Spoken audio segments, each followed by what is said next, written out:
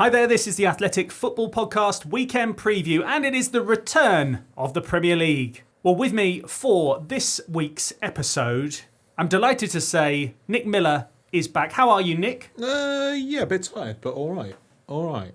Tiredness because of? Overworking, pressures of modern life, the weight of existence. An expectation. I guess so, yeah. I don't know who's expecting things of me, but I'm feeling the weight of it nonetheless. But you always deliver, and it's great to have you on the show. Oh, wow. As is someone who delivers always. Doesn't make sense. John Mackenzie is also here. John, how are you? I'm doing very well, thank you. Yes, how are you? I'm very good. Before we started recording, you told me a very, very interesting stat, and I wanted to have it on record about scoring goals and how one should do that. Tell me. Yeah, since the 21-22 season, this is a stat from a guy called Dominic Haynes, who is a lecturer at UCFB. Good. Knows his stuff. Knows his stuff. He's been individually gathering shot data in the last 3-4 seasons, and in that time, 60% of goals have been scored with the first touch, so you're much more likely to score with a first touch than you are of any other subsequent touch. Love that. I like it. Jacob Whitehead is back as well. How are you? I'm very good. Although I'm not feeling sartorially enough dressed, looking at you in a smart shirt and I'm in tracky bottoms in the studio. I mean, it's not really good enough for me. It's the second time today someone said you yeah, I know, smart. but I'm getting the feeling that people are remarking on it because it's the exception rather than the rule. I probably should just be a bit more relaxed. Well, I'd say you're at one end of the scale and I'm at the other end. So maybe both of us just need to kind of give in to peer pressure and go for a jeans and hoodie. I don't know. I think you're not at either end of the scale. I think like one end of the scale will be like white tie, and the other end is nude. Well, there's always the end of season show. Yeah, yeah. There you go. Yeah. So who's going to be which? We're not going to do a show in skins. That would be awful. It would be really awful. For anyone that's listening to this, you're listening. You can't see it, but you can actually see what we are wearing. If you're watching on YouTube, which is great, if you want to see what we're wearing. This week, the winter break means that it is a halved match week. So we have 5 games this weekend, and that makes a fixture formation very, very simple indeed. Like a five-a-side team, it is 1-2-2 from Friday to Sunday. Would you like to hear what the fixtures are? Yes, please. Here they are. On Friday evening, what a curtain raiser to the weekend. It is the basement battle, Burnley against Luton. On Saturday lunchtime, probably the most well-heeled derby of them all, Chelsea against Fulham. Then on Saturday evening, it is the fixture which is now known as the Oil Classico. It is Newcastle against Manchester City. On Sunday evening, we have Everton, 3 defeats on the spin against second place Aston Villa. Life is good for Unai Emery's side. And then late on Sunday, 4:30, it is Manchester United, only 1 win in 5 against Spurs, 4 wins out of 5. And that is where we will start the show.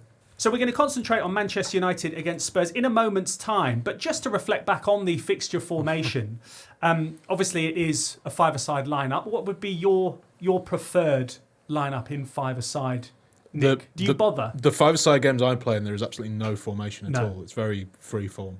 Yeah. It's kind of jazz five-a-side rather than anything more structured. Nice. John? Yeah, I'm more of a fan of the 1-1-2-1 formation. So you have a central centre-back and then you have 2 wider players and then a player in front. And the beauty of that is you can have the 2 wide players, one of them dropping in when the other one goes forward, and you're always giving yourself a bit of cover. But I always think in five-a-side, the goal is that you can shoot from almost anywhere on the pitch, right? So you always need to have a central player to make sure you've got some kind of pressure on central shots because they're more dangerous. But you also have to have an agreement that one player is going to stay at the back, and that's not often what you want to do in five-a-side. I suppose so. You have to judge the level of the players if they really want to win or if they just want to have fun, Football can be about both. Yeah, I'm more on the fun. Yeah. More on the fun end. I'm not. No fun ever when I'm on a football pitch. Is it all analysis and doom? Not really, no. But just are you aggy? I can be a bit aggy. Yeah. Certainly when I was younger. But I guess the older I get and the less important it becomes, the more mellow I become. But I can still be a bit aggy. Jacob, are you bothered about formations when you're playing five-a-side? Couldn't care less. Brilliant. Let's get on with Manchester United against Spurs. It was 2-0 to Tottenham, you'll remember, in the reverse fixture, which took place on August the 19th. Two teams looking pretty active in the January transfer window. Let's start there. Tottenham, they're making moves. Let's get the assessment of the moves that they have made, first of all. Timo Werner. We did a special show earlier on this week on the Athletic Football Podcast. We had Seb Stafford-Bloor in the studio, Liam Toomey, and also Jack Pitt-Brook, just to analyse whether it's going to be a good signing or not. John, what's your take on it? Do you fancy this one? I think it's important to distinguish between deals and signings. So I think this is a good deal for Spurs. They've got a player with an option on loan with an option. They're going to have the chance to not only cover Heung-min Son when he's away, but they've also got the option of essentially trying out Werner within the system they have, and if it doesn't work out, they can send him back. And the option they have seems to be a pretty affordable option. So I think it's a very good deal. In terms of the signing itself, the questions are whether or not this is the sort of profile of player that they need. It feels to me as though Werner is one of a profile that they have a number of already. And so in terms of whether or not we think it will work out, that's a different question entirely. But I can understand why the recruitment department at Spurs would see this as a good signing and therefore go for it. I didn't know where you were going with the differentiation between deal and signing, but now when you said it, I think, yeah, it makes complete sense. When we did that show earlier on in the week, Jack Pitt-Brook basically called Timo Werner a banter player. Of course he did. Do you agree? Do you agree with that in terms of that this is doomed to fail, or do you think actually no, this makes perfect sense, and in this environment, this Tottenham environment, is more likely to work for him? Yeah, I mean, you sort of have a little bit more faith in him going to Spurs than anyone else, partly because there's, as kind of John mentioned, there's not a huge amount of pressure on him individually. He's not being signed to kind of solve a problem. He's being signed because, well, they can, and he might be quite decent cover. And also, you know, Ange Postecoglou has managed to get a tune out of a few players who previous Spurs managers haven't. So, you know, Lo Celso being the kind of obvious one. So you can understand the optimism of a lot of Spurs fans I've seen is quite sort of heartwarming, really, that they think, well, yes, this guy hasn't been good for about 4 years, but maybe he could be good for us.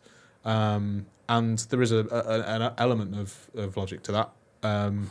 So yeah, I mean, I don't think he'll be great, but he might be. And as John says, they're not kind of losing much in finding out. They have a new German striker who may well play at Old Trafford. We don't know yet. And they also have a new Romanian defender in Radu Dragusin. Are you an expert on Mr. Dragusin, Jacob? Sounds like a sort of Pokemon character to an extent when you put it like that. But no, I am not, although the deal does seem to make a lot of sense for Spurs in that. The deal or the signing? Oh, actually, I correct myself. I'd say signing. Yeah. Yeah, that sounds good. The signing makes a lot of sense for me. He's a player who very much fits Postecoglou's system with an eye on the future, and it's an area in which they do need depth, especially as we see there's kind of this churn of a squad going over, kind of as we're speaking at the moment, as Eric Dyer's kind of on the way out towards Bayern Munich, and it's just quite nice to see them be all quite put together and have 2 deals done by January the 11th. It's going to change the way that I talk about transfers, and I'm going to be talking about transfers a lot during the January transfer window. The deal and the signing, it's important. Just before we actually ask again about Dragusin, because there's something interesting that was said about him. On Werner, we put out a poll on Spotify this week asking if Werner is going to be a hit, and 60% of voters said yes. Do you know how many of those voters were Spurs fans? I don't, because it's a safe space for people just to engage in the poll. They don't have to be out Spurs fans. They No. can be, you know. No. They don't have to tell us anything about their private lives. They It don't. reminds me of the Arrested Development meme, the one where they say, has it worked for anyone before? And it's like, Yeah. no, but it could work for us. Yes. That tends to be the way that most fans, I think about signings. If it's a player who is sort of being perennially mercurial, it's like, this is going to be the time it works for us. So it could go either way. Could work for us. It says nice things about the human spirit, I think. That we're all to the point of delusion tend to be optimistic about these things. I think there's something quite exy about it. Like, no, I can be the one that changes him. Yeah. It's very much that sort of Yeah. vibe. Well, I wish him well, and I don't have any expectations, good or bad, for him. I hope it all goes to plan for Timo Werner, unlike the rest of the room. Whoa, hang on now. We're not saying we want it to go badly. I think the suggestion is that it might not work out entirely brilliantly.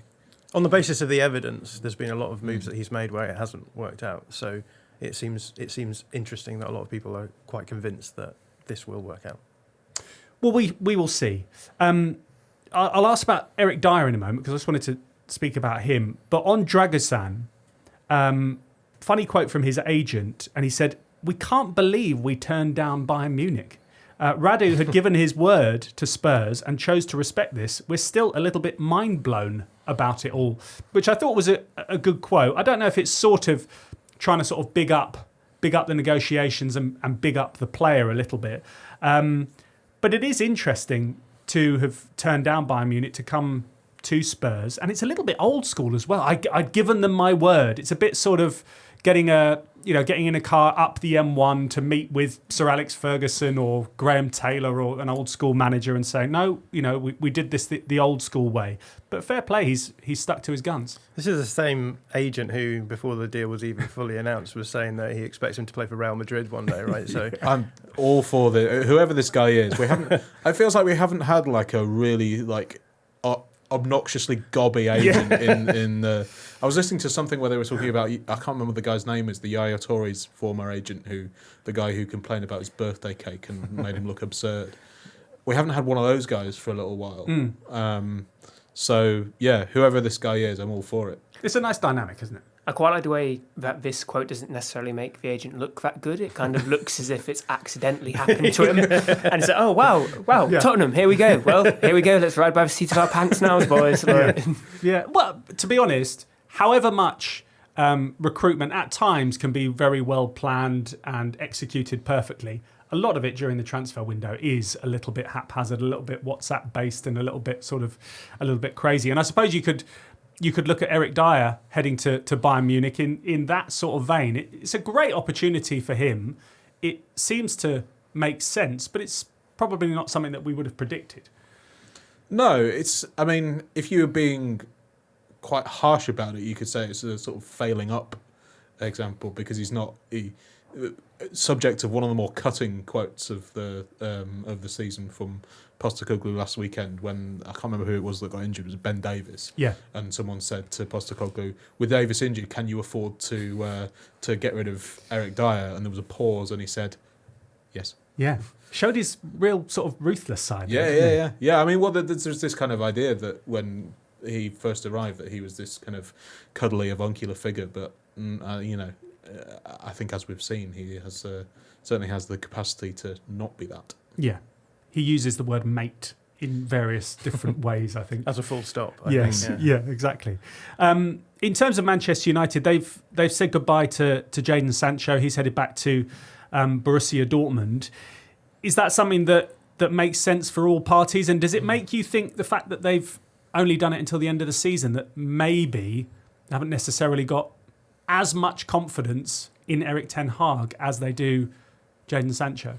I noticed on the running order it says a good deal. So you see, you're already thinking in those terms in the running order. But yeah, it does seem like it's a good deal for all parties from a business point of view, and that's the distinction that I'm making. You've got a player on your books who you're not using, you spend a lot of money on. You have the possibility to send them somewhere else, maybe raise their profile so you can claw back some of the value for that player. So it does seem to be a good deal. For whatever reason, hasn't worked for him under Erik ten Hag. There's probably, I would say, tactical/structural reasons why that might be the case. So I can understand why you might think send him back to Dortmund, where he just had an incredible couple of seasons when he was there, and see if you can reinvigorate the former Jadon Sancho. So I think that's the way I'm understanding it. In terms of the short-term nature of it, I'm not actually. I don't really know what's going on with the deal, so I wouldn't like to make a comment on that. So.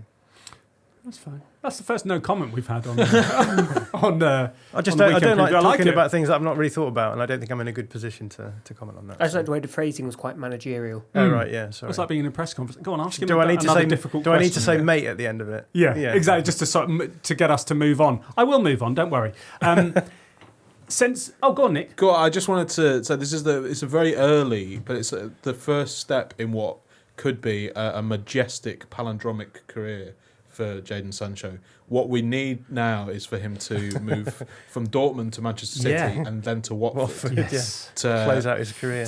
Which there have been a couple. Gigi Buffon. Mm-hmm. Is that just 3 clubs? It's just one. Yeah, clubs, but it's yeah. So it's 5 sort of moves. Of course, yeah. And Andrei Shevchenko as well. But someone on Twitter. On X, formerly Twitter, sorry, did post a career path of a player called Justin Gully, who played for Team Wellington in New Zealand, then Wellington Phoenix Reserves, then Wellington Phoenix, then Team Wellington again, then Wellington Phoenix, then Wellington Phoenix Reserve, then Team Wellington. It's quite appropriate that he played for Phoenix, and it's the cycle of death and rebirth, isn't it? Exactly, there you go. So, I don't want to tell Jadon Sancho how to sort of construct his career, but if he could go back to Manchester City after this and then to Watford, that would be super. That's not going to happen, but it's made me think about a piece. It's a good athletic piece, isn't it? Yeah. The palindromic careers of. I was thinking about this, but I've sort of I've kind of abandoned a couple of pieces this week, and I think my editor might just kind of sack me on the spot if I then go to him and say, "Can I write something about palindromic careers, please?" Yeah, we're a business here, Nick. Yes, what's wrong with you? Quite.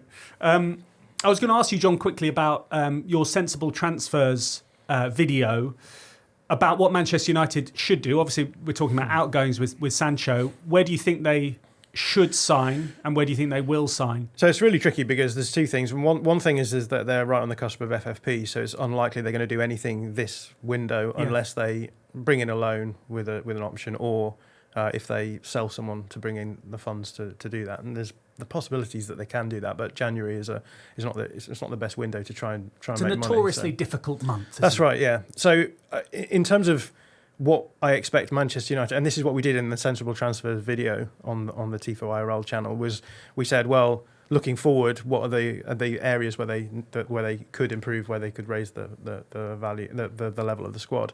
And the problem then is that they've just been bought out by new owners, or at least the sporting control has been taken over by new owners. We don't know if there's going to be a new sporting director in place by next summer, which is when big transfers would likely happen. We don't know if they're even going to have the same manager. So what we did is we identified a couple of positions where you can comfortably raise the profile of player, or the level of the player in those positions. So we went with the right wing position because the money that was spent on Anthony clearly hasn't translated into the sort of level of play that you might want in that position. So we had a look at a few players who could be signed in the right wing position. We actually ended up going for. Actually, I'm not going to tell you. If you want to find out, go and watch our video. And then we looked at the right centre-back spot as well, because Man United have quite an interesting group of players in the centre-back spots. They've got Lisandro Martinez, who's a long-term starter, you would think. But then beyond that, there's not really anyone who you'd think is going to be a starting player for the next 5 years. So we explored some younger centre-back options who would complement Lisandro Martinez as well. I think the central midfield area is a topic of conversation worth having, but again, it's so interesting because they've spent a lot of money bringing in starting level players, none of whom seem to fit together. So again, we were like, this is a massive problem that a manager, a sporting director in the future is going to have to solve, but we're not going to do it. We sort of ran away from that one, but that's definitely a question to be raised as well. Cool. So you've been both a football manager saying no comment, and you've not told us about the actual players that Manchester United should be signing. Fine. Okay. Yeah. No, do check out the video. It should be good. I will have to go and do that like everyone else. Fair enough. Okay, to the game. We've been talking about transfers a lot, haven't we? We've been infected by the January transfer bug. January. It's the season. Yeah, absolutely. But on the game, Spurs, as we mentioned before, in really good form. They can actually go above Arsenal into the top four with a win.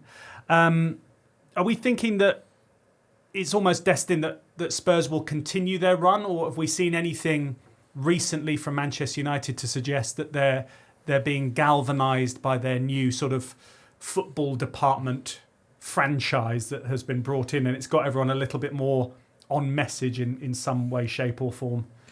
I mean, I don't think so. I mean, I think by design, this is what Ineos and Jim Radcliffe and Dave Brailsford are doing is going to take a bit of time. I think I saw somewhere that the sort of timescale is that they're going to have a long look at everything over about 2 months, which is not going to sort of result in short-term results. And that's a sensible thing to do, right? Which is a very sensible thing to do. It's Manchester United are a club that desperately needs some kind of sensible long-term thinking. So in theory, it's very sensible. Whether they will actually manage to make sense of it, I have no real idea. But in theory, that's the right way to do things. I wanted to ask you a question, Jacob, if I can. And this is maybe sort of symptomatic of maybe confused sort of recruitment from Manchester United, and obviously a nod to Heung-min Son, who's away at the Asia Cup. Who would you rather have up front for Manchester United, Højlund or Richarlison? I would say Højlund, based partly on his age and his potential. And so if you're wanting to embark on a long-term project, I think that Højlund's shown a lot of traits since arriving at Manchester United, which are really, really valuable, and his attitude seems spot on. And I mean, I would describe myself as a Richarlison apologist as well. Because of your Everton roots? Yeah, I mean, like, it kind of gets overlooked for how important he was in rescuing Everton from relegation in difficult times. So maybe he would do well amidst turbulence at Manchester United. Although you could imagine there being a bit of clashes online with how Richarlison can be sometimes when he has a chip on his shoulder, which is always. But yeah, I think I would go for Højlund, because I think actually in his last... It's been 4 or 5 months now since he's joined Manchester United. I've gone existential like Nick at the start of the podcast. But no, I would go for Højlund. I've actually been really impressed with Richarlison recently. Obviously, he's had his upturn in form, but he came back, had obviously had issues off the field. And it's just going back to the point that you made right at the beginning of the show, shoot early, don't think too much. And he's being put in those positions by the way that Spurs are playing, especially early on in games. Get the ball wide, get it in the box, and be in and around the 6-yard box. That's where he's perfect. Yeah, I think these two players are quite interesting because they get judged on the misses they make. But the difference between Højlund and Richarlison right now is that Richarlison is scoring goals, and I think that's all you really want from your striker. Your striker can look clunky, can look messy, can look awkward, but if you're getting into the positions and scoring goals, even if you're missing a lot, it doesn't matter. And the issue with Højlund is that he's not got that return of goals to sort of to sort of back him up right now. So yeah, I think both these players are fantastic players. Richarlison's had a good career and continues to have a good career. Højlund will have a fantastic career going forward. But I think Højlund is playing for a team at the moment who maybe aren't servicing him as well as his skill set would require, and Richarlison is, and the difference is translating into those goals. So it's always the way with strikers that people remember the misses more than they remember the goals. And I think with Richarlison, I mean, he's pretty high up the scoring charts, despite the fact that he's not played all of the games this season. He's not played all of them in his favoured position, which is the 9 slot. He's played in the wide area as well. So I think it's been a good season for Richarlison, despite the fact that it's natural that everyone is going to focus on the big stories, which is some misses, had a lot of problems, etc. I think he's quietly had a pretty good season. Now we're going to do our predictions now, and before we do them, before everyone sighs in the room, maybe some of the listeners at home or people watching at home on YouTube. But the reason we do predictions is to see if the people in the room know what they're talking about. And Oh God. we have now, or I have now, started to actually pay proper attention to the predictions. I've written them down, and then I can cross-reference with what was said, with what happens. And I must say, I like it, because what happened last week ahead of the Sunderland-Newcastle game, ahead of the Arsenal-Liverpool game, we put our predictions down, and John, I must say, you were correct in predicting that Newcastle were going to win at Sunderland. Tim Spears and Nick, you were incorrect. Arsenal-Liverpool, who said 2-0 to Liverpool? Me. John did. Both Nick, you predicted a win for Liverpool. Tim got both of his wrong. But John got it spot on. So I'd just like to say, well done, John. Oh, thank you. And has that heartened you? And has that made you more of a fan of predictions? Has it made you a bit more competitive, knowing how aggy you are? Do you know what? As those words came out of my mouth last week on the podcast, I was like, why are you saying that? Do you even believe that? But then, obviously, it tended. I think I actually contextualised it by saying Liverpool were really good at actually destabling Arsenal and reducing their amount of control. I watched that first half and I was like, I was miles off here. Arsenal are in control. Liverpool have done nothing to destabilise them. But then the second half, Liverpool made some tactical decisions which then allowed them to do that, and then they ended up winning 2-0. So half-time I was worried. Second half I was like, yeah, had it in the bag. But yeah, I didn't have a clue what I was talking about in the podcast. So. Don't say that out loud. Let's concentrate on the predictions for this game. If you've forgotten, we're talking about Manchester United against Tottenham. Yes, Jacob? This just feels incredibly chaotic to me. The show or the No, game? no. Right. I was going to say the game, but kind of if you're projecting, then No, feel it's free fine. to. It's chaos personified. Carry on. Yeah, I mean, just in the sense that both these clubs, I mean, it kind of reminds me of a Monty Python sketch. Kind of, you've got Postecoglou urging up Romero as he has no limbs left up to a halfway line, and Manchester United tripping over their own swords. 3-all. 3-all. 3-all. Well done, Jacob. I go. like So a that. bit of gumption. Yeah, A bit spicy. Jolly good. John? I'm just going to go on current form and I'll say 2-1 to Spurs. 2-1 to Spurs, so that's a 1-2. And Nick? I think Spurs will win, but I agree with Jacob that it's going to be spicy. So I'll go with just a little less spice than him and say 3-2 to Spurs. So a 2-3. Do you not do predictions? Is that how this works? I can do a prediction. Oh yeah. Do you want me to do a Yeah, prediction? I want you to start joining us. Okay, I will put AL down, and I am going to predict it's going to be a 3-1 win for Tottenham.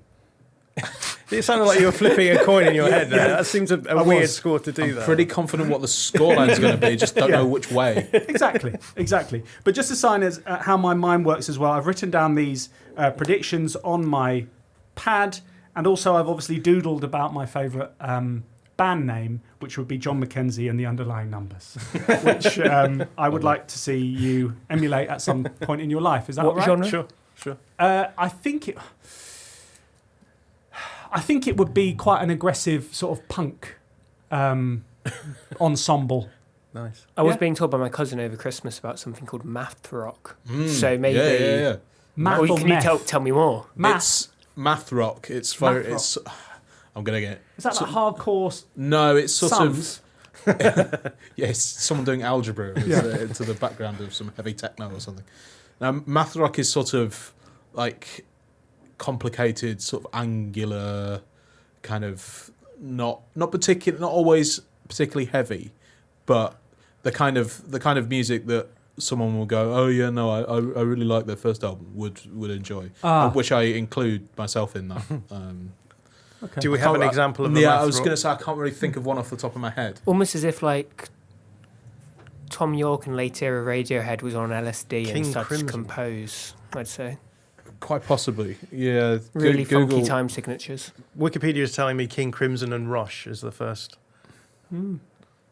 Sometimes Roots. I look around. It says Roots in bands. I such look as King around this Crimson. room and I forget what we're here for and why we're doing it. And It's the burden of being polymaths. Yeah. We just do predictions and then everything else is just filler, right? Yeah. That's the point. Exactly. Shall we move on to the next game of the weekend? It is the Oil Classico.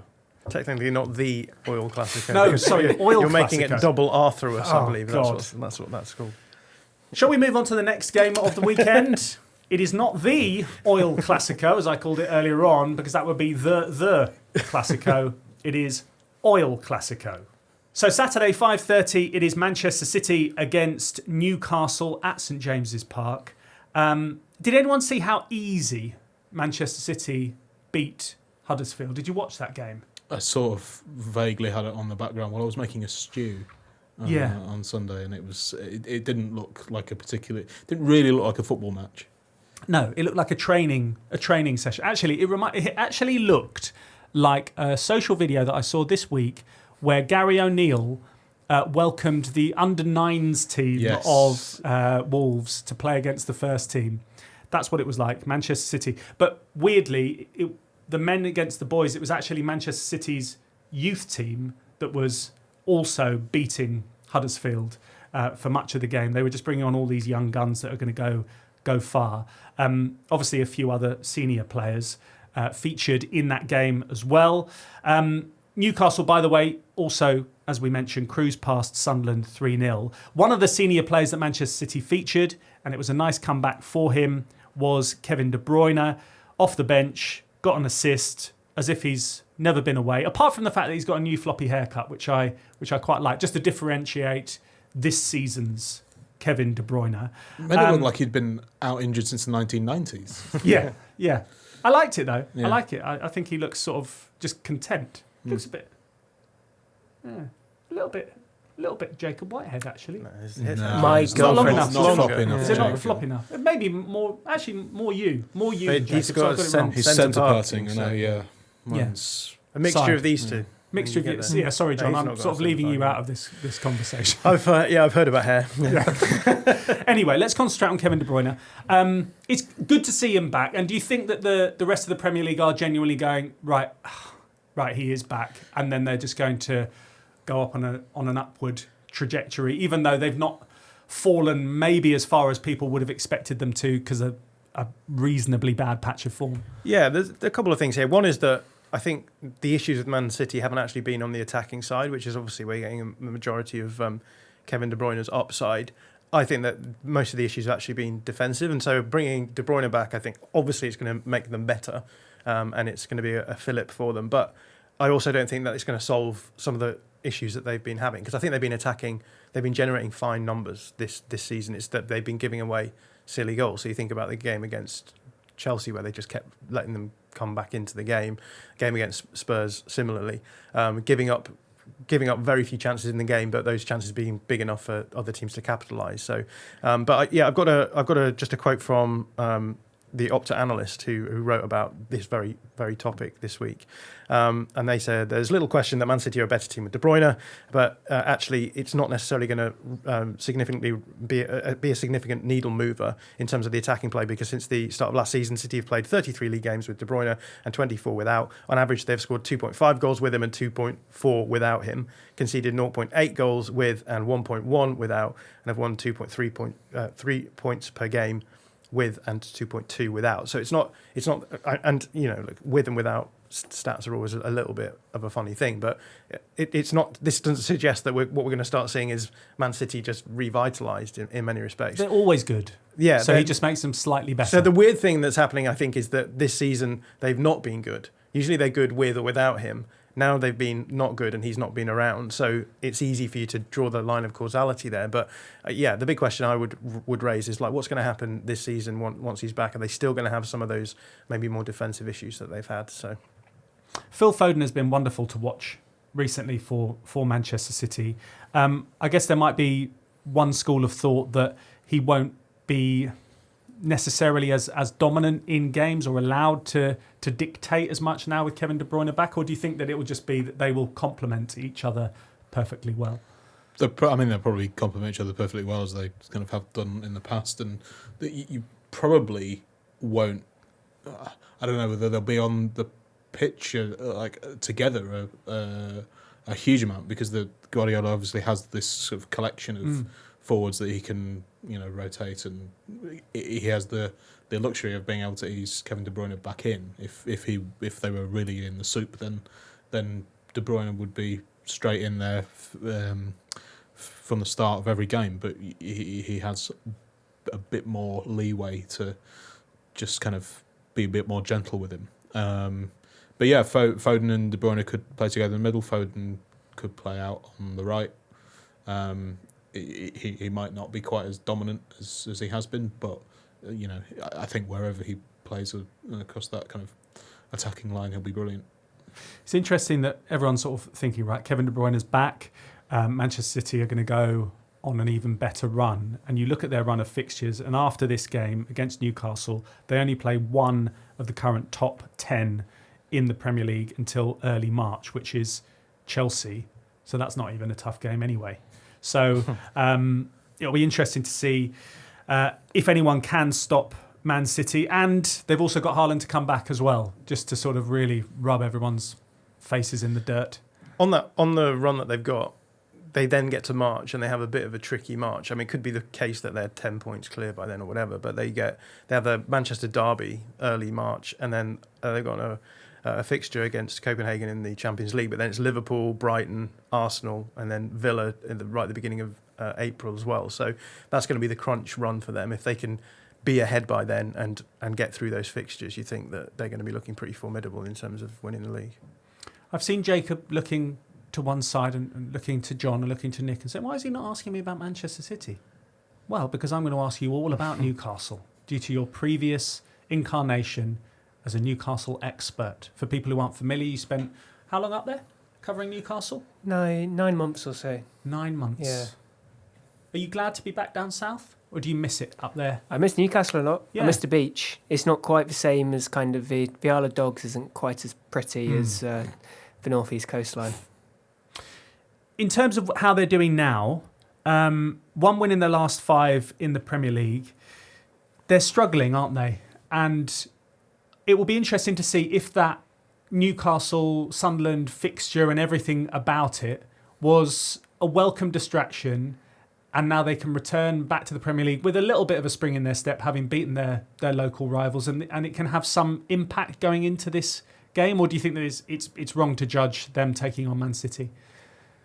I think the thing with Newcastle is they're quite hard to benchmark as a side over the last couple of months, because obviously the win over Sunderland, as cathartic as it was over a side who have much less talent than them. You're now judging them against one of the best few sides in the league, and even if you take their results over the last month, they were bouncing from a run of incredibly tough games, Champions League fixtures, late knockout heartbreak, into suddenly games against weaker opposition with lots of injuries, which they were really, really disappointing in, and did lose those games against Luton, Nottingham Forest. And it kind of feels like for about 3 or 4 months, they haven't almost had a run of what you would classify as almost ordinary fixtures with a semi-coherent squad, where you actually get a chance to sit back and sort of be like, how good are they? They're sort of lurching from one moment to another like a sitcom.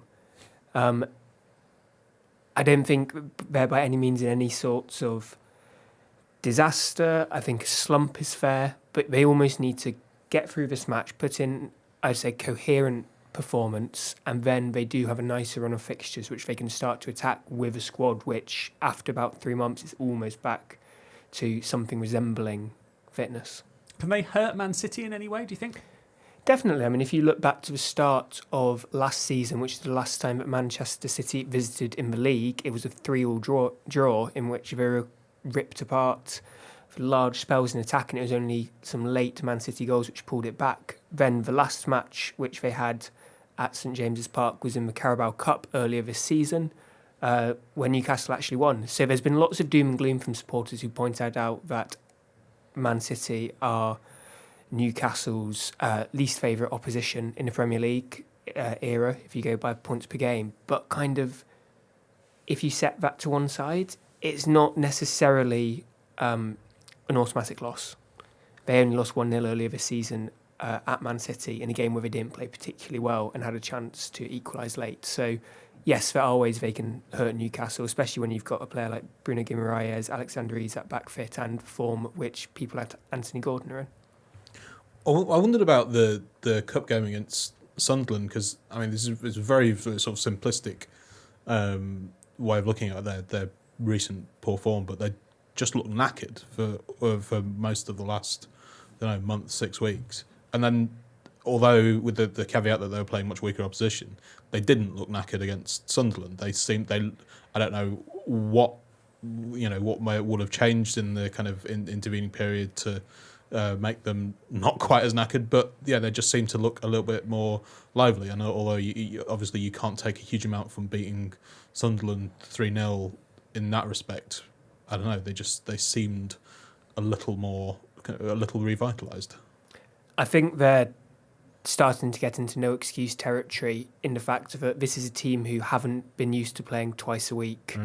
Last time they played in Europe was 2013 under Alan Pardew, and that took a lot out of them, both physically, but I do think also emotionally. This is a club who see their rightful place as being back in the Champions League, who set huge store in terms of their personal identity in terms of being in the Champions League, and who exited it in relatively cruel fashion. I think that just the whole thing around it, the circus around it, took a lot out of them. Before that Sunderland game, they had a week with no match. They've now had another week off with no match, and players are back. And so I just think that now that they should have, like Eddie Howe said, that intensity is our identity. It's quite hard to have much intensity when you're absolutely exhausted. Yeah. Newcastle are 10 points off the top 5. It's 11 points off Arsenal in 4th. They're not getting into the Champions League this season, are they, John? Doesn't look that way, no. And to follow up from what Jacob was saying, that they've lost that intensity that they have, and intensity being a big part of what it is that they're trying to do. I think the problem with any of these sort of very aggressive, high pressing approaches is that if you don't have that, then you don't have anything to fall back on. It's a similar thing that we saw with early Jurgen Klopp Liverpool, where it's all about gegenpressing, and you get into the Premier League and then you realise not only are you coming up against teams who can break your press quite easily, you are also being you're being expected to press against players who are individually very, very good as well. And I think the problem with that is that you need to have a more varied game, and I think that's what we're maybe finding from Newcastle now, is that if you can't guarantee being able to win the ball high up with high turnovers, cause teams pressure problems so they can't build up themselves, you then have to be able to possess the ball yourself and have some kind of ideas of what you're doing in possession. And I think that's going to be the next stage of the Newcastle evolution. They need to be able to be more controlling in the games where they aren't going to be able to press oppositions. And what's your gut feeling? I'll take anyone on this, on where that next step of their evolution is. And I'm not trying to talk Eddie Howe out of a job, but I guess that the perception perhaps may be that he's not a big ticket item that maybe the Saudi owners might want down the line to maybe push them on to getting into the Champions League on a regular basis? Or am I doing him a disservice? Do you think that they should sort of stick with him for the long term, for the next 2-3 years, and he would be the guy that could guide them through this? Or what's your sort? It's more less an intel-led question, more a sort of a gut feel. Yeah, I think there's. I've kind of thought similar about whether Howe would be their sort of their first manager, and then they would bin him off for someone a little shinier. But I think there's probably an element of projection to that as to what we think that a ownership group with a huge amount of money should do. Because in terms of the players that they've signed, they haven't, they didn't do the Robinho thing. They didn't buy some kind of glitzy superstar who's going to make a splash. They've spent a lot of money, but they've kind of, broadly speaking, spent that money on fairly sort of sensible players. So they did it in a sort of a covert way, though. They did still spend. How much did they spend on Chris Wood? Chris Wood, I don't know, about 12 million or something. I can't remember what it was, but bought him and then just sort of chucked him in the bin. Yeah, in the summer. I mean, that's quite a sort of a showy thing to do, is it not? A weirdly coverty, sort of introverted way of doing it. God bless him. I'm not sure you could describe anything that Chris Wood does is enormously showy.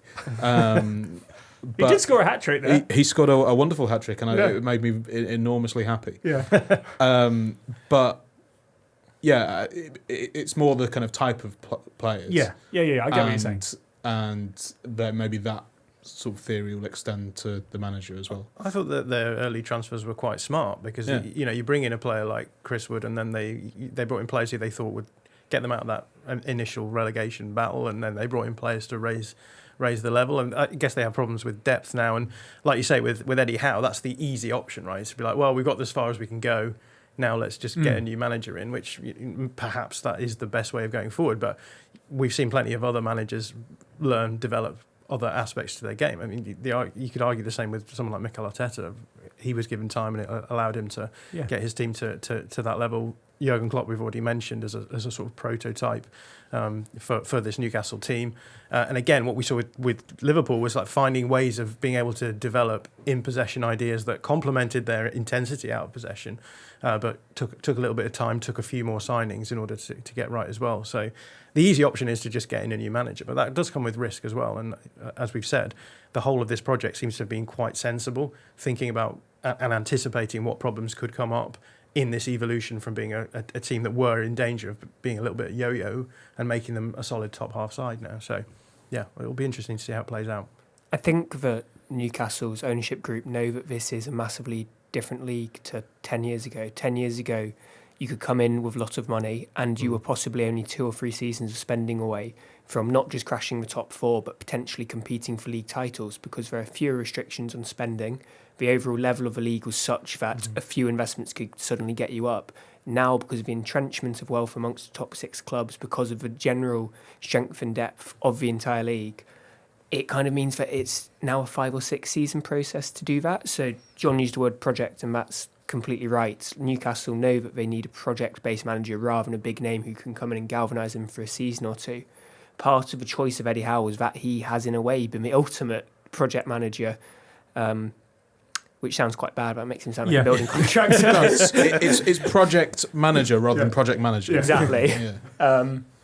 Albeit at a much lower level originally with Bournemouth, but he's effectively done a sort of football manager save in real life already.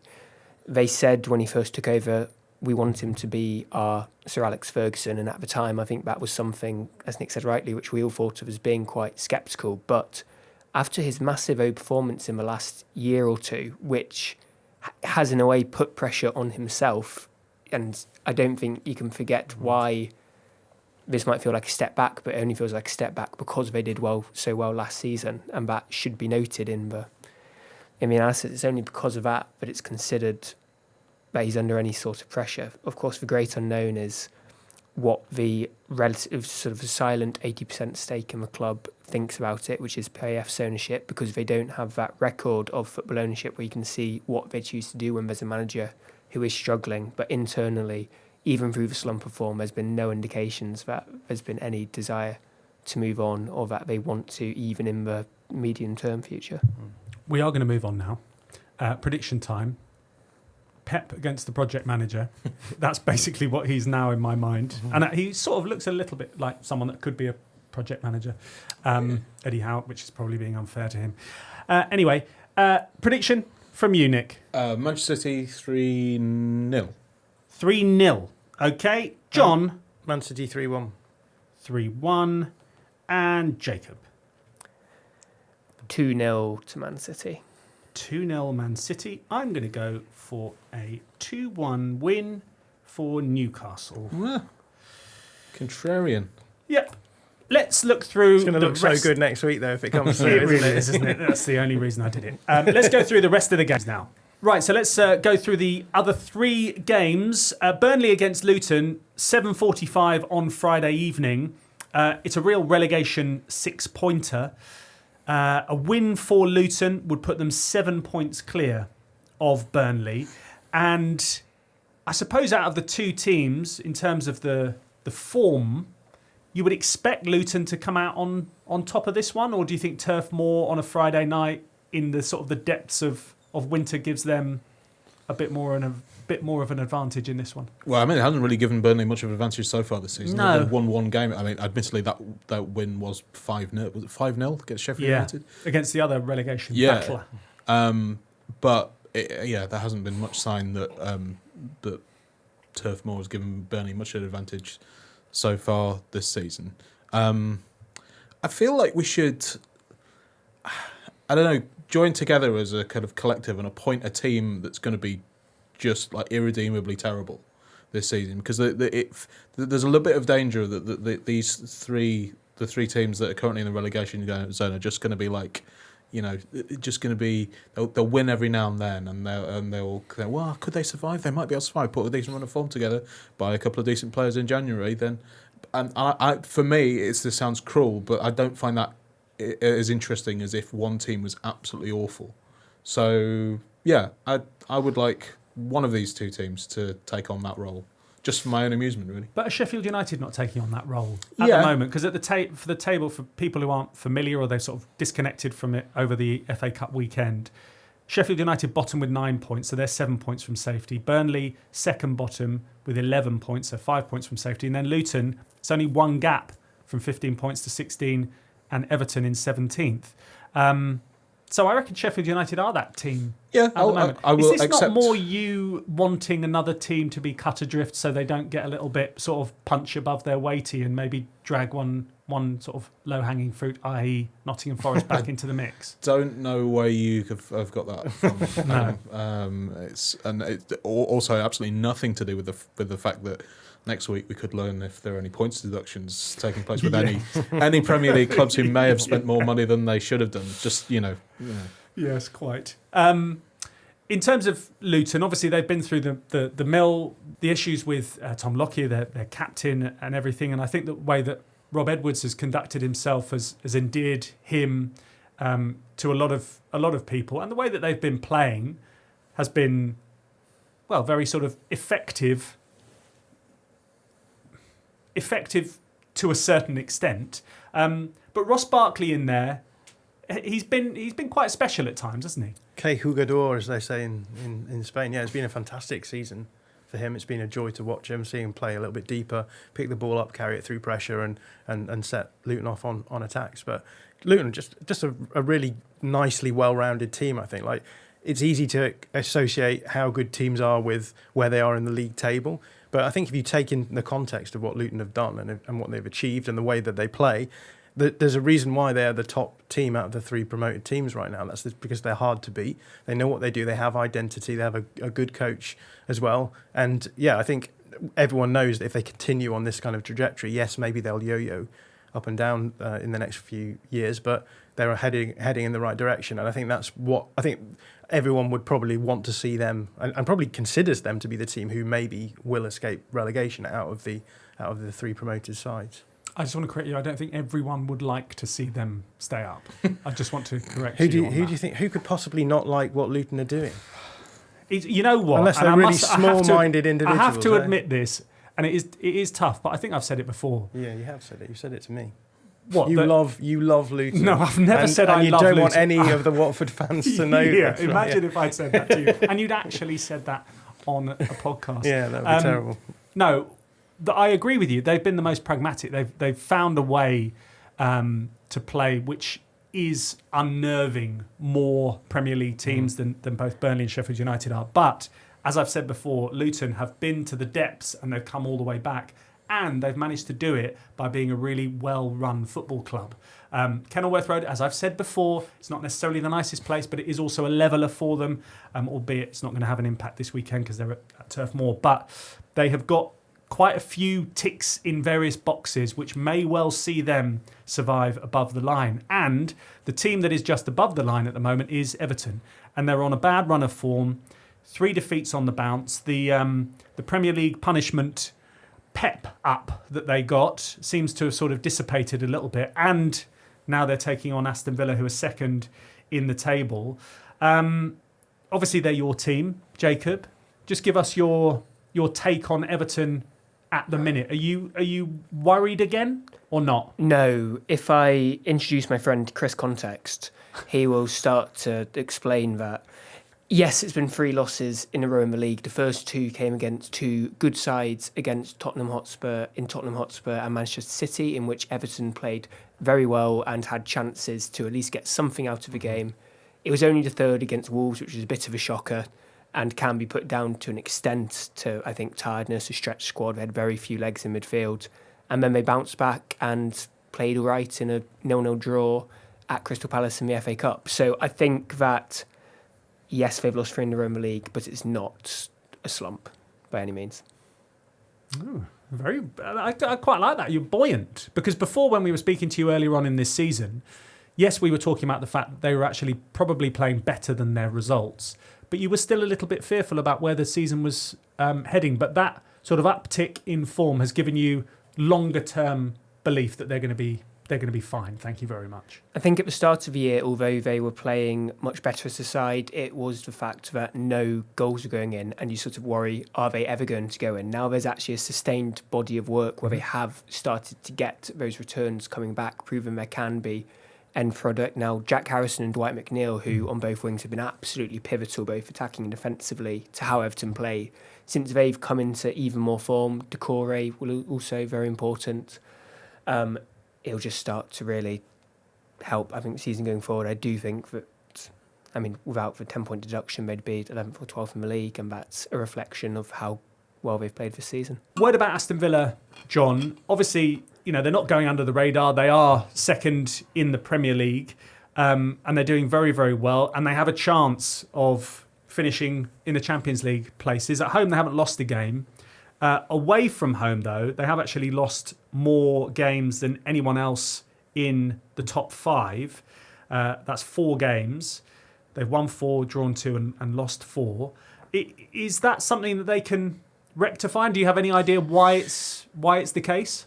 I think with Villa, they're obviously a fantastic team. They're definitely a team who control the ball, control games better when they're in favourable game states. What I mean by that is in situations where they go a goal up, they find it a lot easier to then control games and carry it through to the end. Very early on in the season, I think they lost maybe even the first 4 away fixtures. And in those 4 games that they played away, I think all of them, they conceded goals in the first 6 minutes of those games and then went on to lose them. So this is very much, it's about, can they get into a favourable game state? Can they get up in games early and then hold it together in order to win them? I think that's where we're at with Villa. There's still maybe a little bit of a control issues there. They can be sort of very variable between being good and bad. So I think, this is what we're seeing with Villa. I think the challenge for them is still going to be, can we finish in the top 4 rather than thinking about the title pretensions at this point. I think a top 4 finish for them would be still incredible. You look at the table midway through and you say second place, they should be going for the title challenge. But for me, the big question with them is, can they stay in that top 4? Can they introduce more elements of control so that they're not necessarily reliant on how games unfold for them to come through with points? Seeing as we've only got 5 games, I think we should do predictions on all of them. Burnley against Luton, Nick? I think Luton will win 2-1. 2-1. John?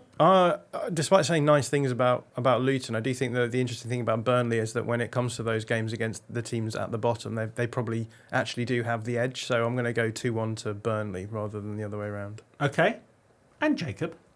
1-1, 2 headers, 2 celebrations where they sort of grab for shirts and shout a bit. Fantastic. Make a note of that. If that doesn't, if the score's 1-1, but those things don't happen, then the prediction is null and void. Okay, yeah. So make a note of the with the shirts and the grabbing and the noise. We also need your prediction. 0-0. Okay. Right, prediction time. Everton against Aston Villa. Nick? Aston Villa to win narrowly, I think 1-0. 1-0. And John? This is going to be my controversial one. I'm going to say 2-1 to Everton. 2-1 Everton? Yeah. We're all about a controversial one. And Jacob? No, I fancy Everton as well. 1-0 to Everton. 1-0, and I'm going to go for a 4-1 win for Aston Villa. I don't think you're taking this as seriously as you could. I'm going for broke. Okay? Death or glory. It. Quite right.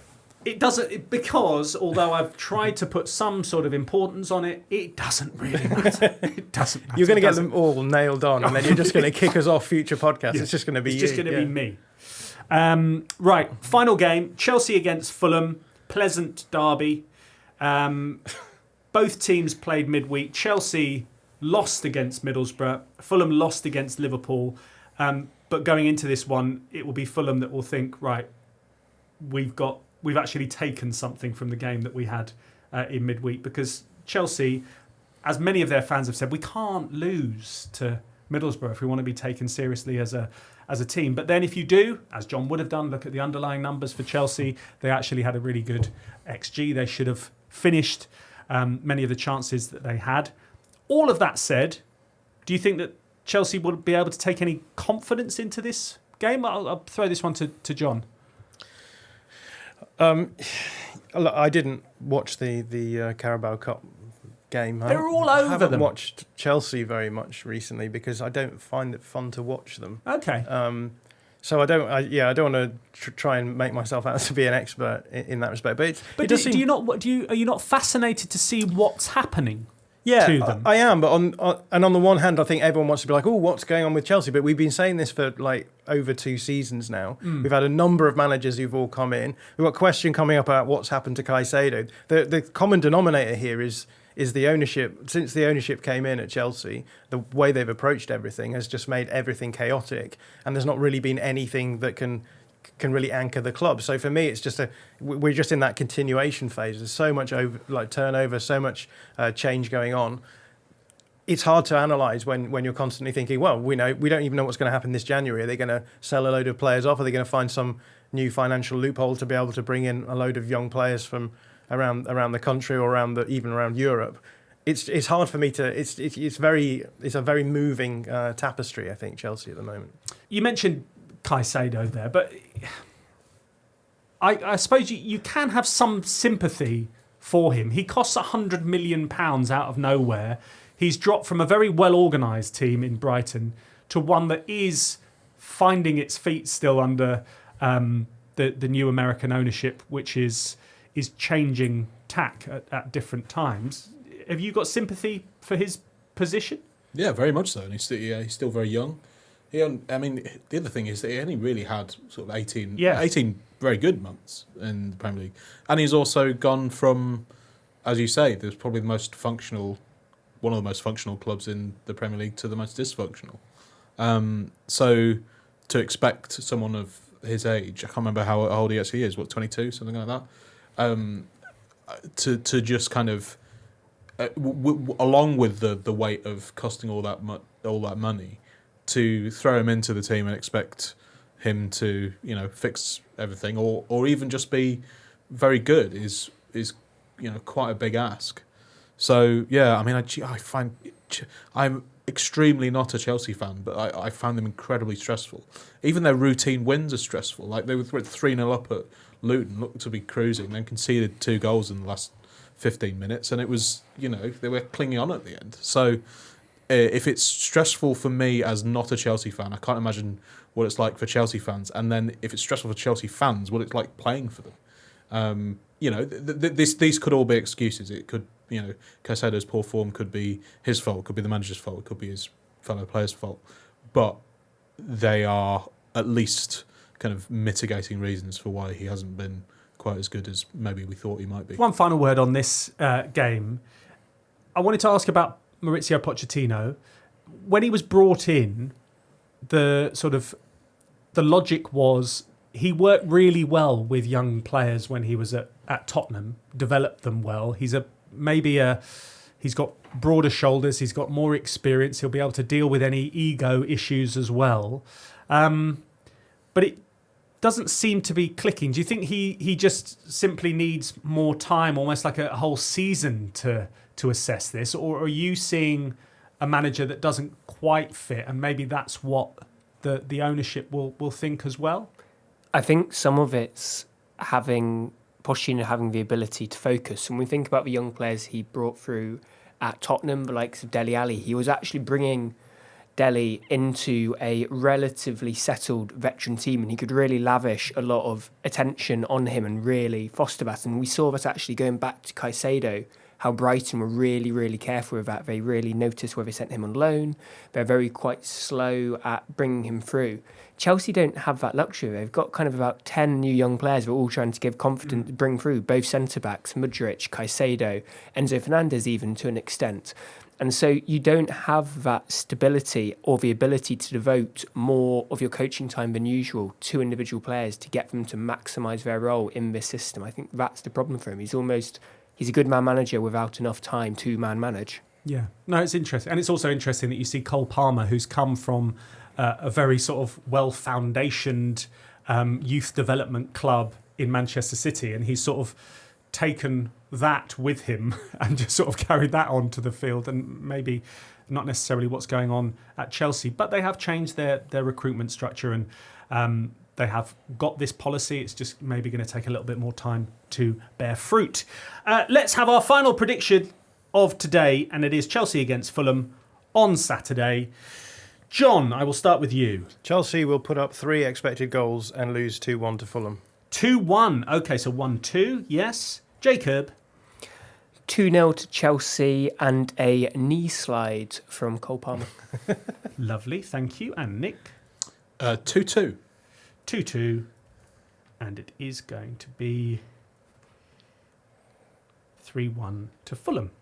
Ooh. Okay, that is all we've got time for on this episode of the Weekend Preview. Jacob, thank you very much. Have you enjoyed being back on the show? Very much so. Highlight of my Thursday. Brilliant. That's giving with one and taking away with the other. Thanks a lot. John? Yeah, good. I see we're cutting off the bit where another one of my predictions came right on the running order, but that's fine. Oh, I forgot to mention that, didn't I? I mean, you don't. It's fine. That's whatever. I forgot to mention it, and that was so good because if you didn't listen to the last episode, we were doing lots of predictions ahead of 2024, and we spoke about our breakthrough player of this year, and John picked out someone, and he only went and signed for Brighton. Tell us all about it. Well, he was going to do that anyway. Yeah, I know, but just make it bigger than it was. Yeah, Valentin Barco signing for Brighton. Played a lot of time as a left back. People are touting him to be maybe one of the best fullbacks that Argentina have ever produced, although that could be to do with the fact that Argentina hasn't produced a huge amount of fullbacks. But more recently, he's been playing a little bit further forward on the field. I'm going to introduce a little phrase that I think you'll like. I call him a tight space player. He's very good at working within tight spaces. So I got that. Yeah. You can never too sure, can you? But that means as a fullback, he can move inside. He'll be able to do the inverting stuff. But he's also quite an exciting attacking option as well. He has been at Boca Juniors, quite an attacking option, and they give him a huge amount of freedom. So he likes to float around a lot. He is young and he is very raw, and his decision making is sometimes a bit crazy, but I think that's a lot because he's been given a lot of freedom to move around, and I think moving into the Brighton system will give him a little bit more structure to work within, so it'll be really interesting to see how he develops there. I'm glad I asked you. I just imagine that if I hadn't have asked you, where would you have put all that information that you just told us? It's like when a substitute comes on in a game, and then after the game the strength and conditioning coach says, well, no, he's not expelled enough of his energy, so they have to do the sprinting up and down. That's what you would have done if you weren't. I would have gone outside there. Yeah. I've got to get rid of my barcode energy. I'd have to tell someone in the street. Yeah, exactly. Brilliant. And your breakthrough star, do you know who that was? Can you remember? Already forgotten. I can. It was Bakayoko. Oh, yeah. No, yeah. There you go. So we will see. Yeah. That's still to be done. Yeah. Nick, thanks for being on the show. Oh, my absolute pleasure. Brilliant. We will be back next week. Io is going to be back in the seat on Monday as usual. Just a reminder, if you're not an Athletic subscriber, the current deal is for the first 12 months. You only have to pay £2 or $2 a month for that first year. Just go to theathletic.com/football pod. Thank you very much for fun. Thanks very much for listening, and we'll see you next week. If you like this video, click subscribe for more content like this. We'll be joined by the likes of David Ornstein, Matt Slater, Adam Crafton, Carl Anker, and plenty more through the season to bring you the inside track to the biggest stories in football. If you'd like to listen to the full episodes for free, search the Athletic Football Podcast wherever you get your podcasts from.